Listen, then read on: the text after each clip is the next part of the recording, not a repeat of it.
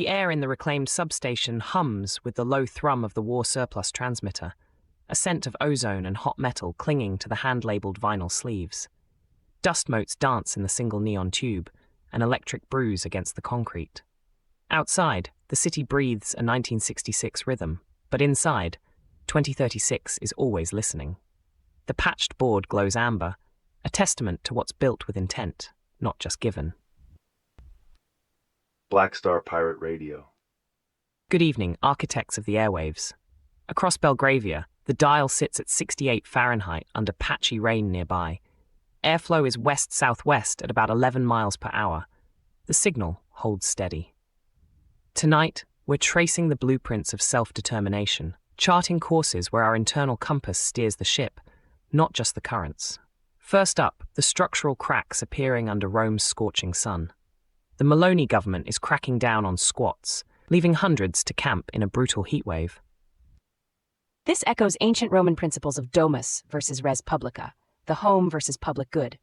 We're seeing families sleeping on cardboard in Piazza Venezia, a stark, modern-day tableau of societal neglect, while countless unused state-owned buildings, like those former barracks, stand empty. The narrative is that of order, but the reality is a humanitarian crisis. Patching in a caller, the skeptic. You're on the signal. Hold on, Togee. So, the government is just pushing people into the heat. What's the real cost of this zero-tolerance approach? Who's paying for the increased police presence, and what's the long-term plan for these families beyond just moving them on? It seems like a short-sighted, cruel move. The transmitter pops once, adjusts, holds, ozone drift, the signal is still here. The structural cost of order without compassion, caller. From Roman piazzas to Australian parliaments, the question of who gets left behind when principles clash remains constant. Shifting gears to Australia, where proposed gambling reforms are dead on arrival.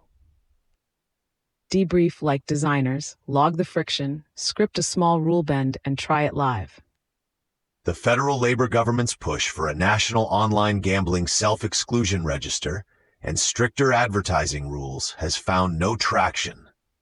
This legislative stalemate leaves an estimated 130,000 problem gamblers nationwide exposed.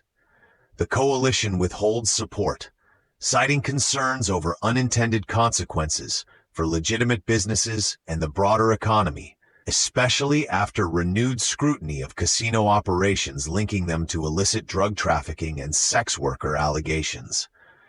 An alternative path could involve establishing an independent, cross-party parliamentary committee to draft consensus legislation, insulated from immediate political pressures. The chosen next move, however, appears to be a stall in Parliament, potentially leading to significantly watered-down proposals or complete abandonment due to a lack of political consensus. It's a classic Faustian bargain narrative, Togee, where the allure of tax revenue and industry jobs overshadows public welfare. We're seeing the pokies, poker machines, remain ubiquitous in local pubs, symbols of community integration, yet simultaneously draining billions from vulnerable households annually, creating a societal shadow economy in plain sight. There's a caller on the line. So, are we saying politicians are just letting casinos run wild because they can't agree? Who's truly benefiting from this inaction? And who's picking up the tab for the social fallout from gambling addiction? It feels like nobody wants to tackle the real problem.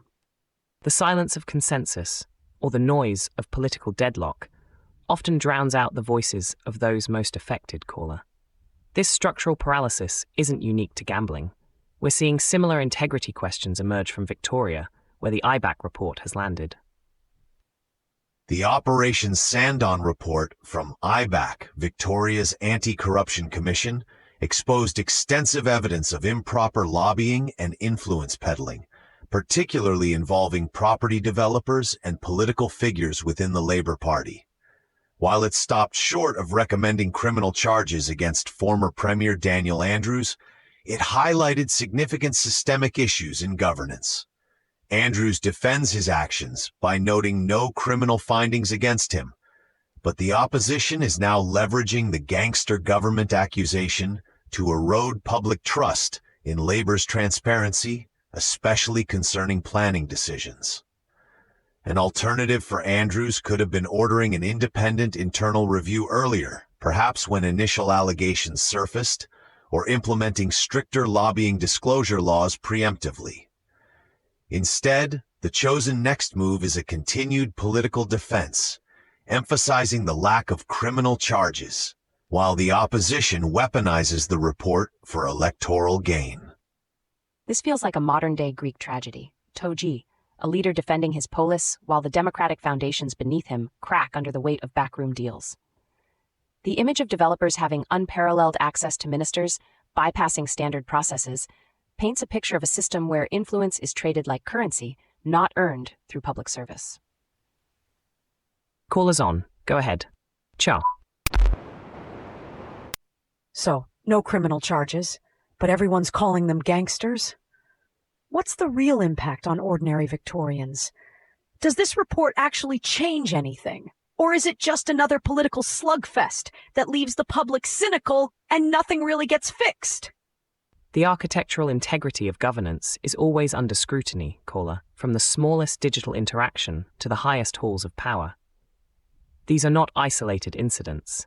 They are signals from our shared infrastructure. Prototype the fix. Black Star Pirate Radio. Continue the signal at TogeeVision.com. Tune in, Sparks and Stories, Gig Passport.